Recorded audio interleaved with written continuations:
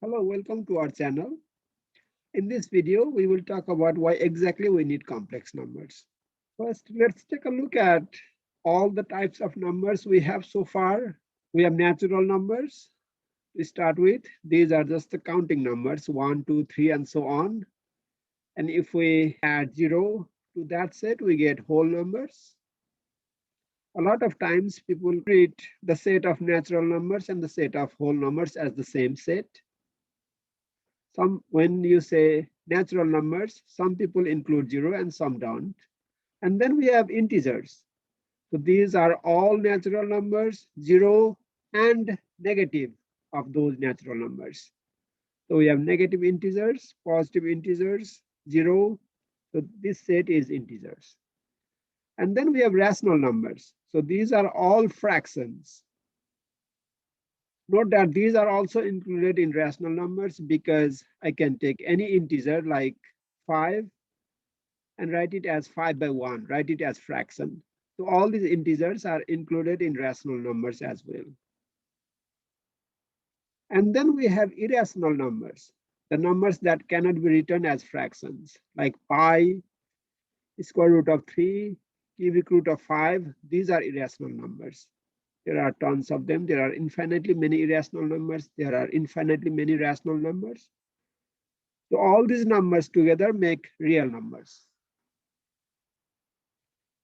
So this means real numbers contain irrational numbers like these and rational numbers, which includes fractions, integers, natural numbers, whole numbers, all of these. So these are all the numbers we have if we don't consider the complex numbers.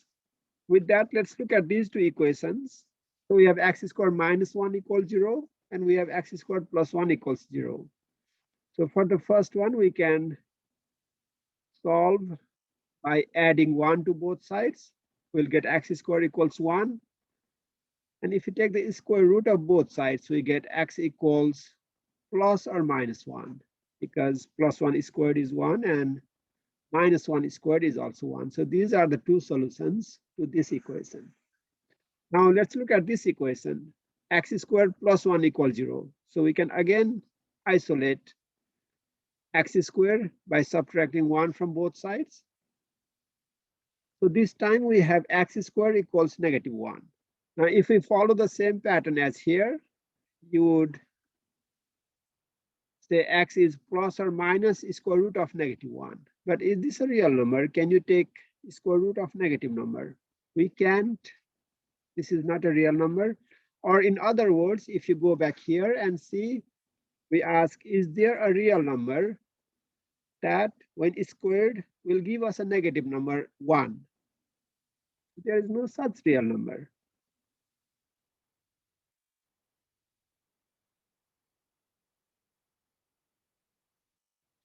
No real number squared will give us a negative number, because we know any number squared is always positive, whether that's negative or positive.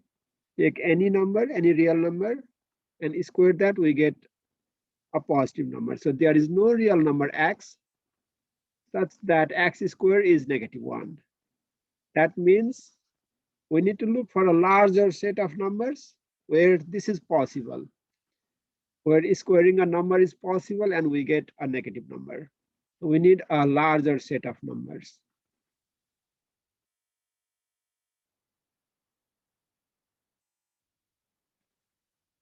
So that we can square a number and get a negative number. Here is another similar example. So again, we can solve this very easily by adding 1 to both sides. We get x minus 2 squared equals 1. So we have x minus 2 equals plus or minus square root of 1, which means x minus 2 equals plus or minus 1. So x is plus or minus 1 plus 2. So when you consider positive 1, we get 3. And when you consider negative 1, we get 1. So these are the two real numbers that satisfy this equation. Let's try the similar steps in this second equation. X minus 2 squared equals negative 1. The next step is x minus 2 equals plus or minus -1. And we have a problem here because again, we are trying to take square root of negative number. Or if we go back here, we are looking for x such that x minus 2 when squared is -1. So in the field of real numbers, this side is always positive, any number squared is always positive, but this side is negative. So the set of real numbers does not work here. So again, we can say there is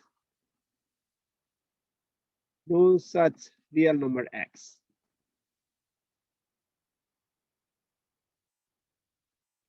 That means for us to be able to solve an equation like this, we need a set larger than the set of real numbers.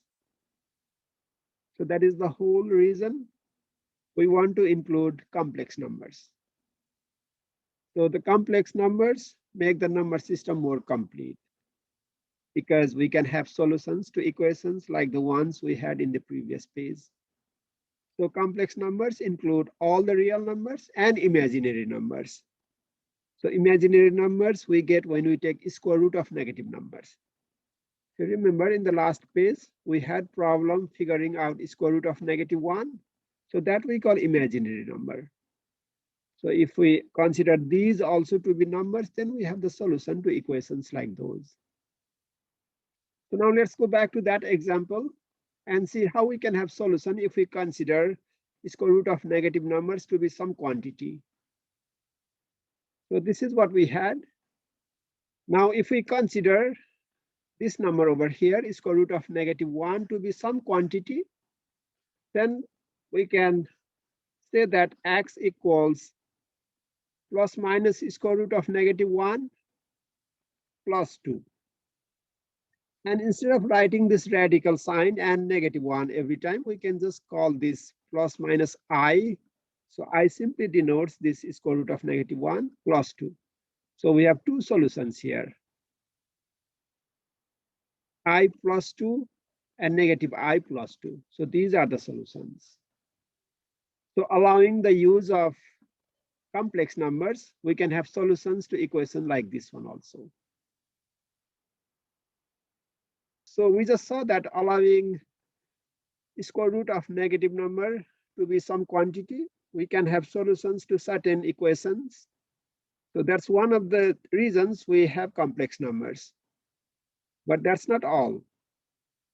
Using complex numbers allows us to take certain mathematical computations much further, because this quantity, square root of -1 or square root of a negative number, appears very naturally in a lot of calculations involving real world scenarios in physics and in engineering and in a lot of areas. So this is all I have put together in this video, and thank you for watching. See you in our next videos. Thank you.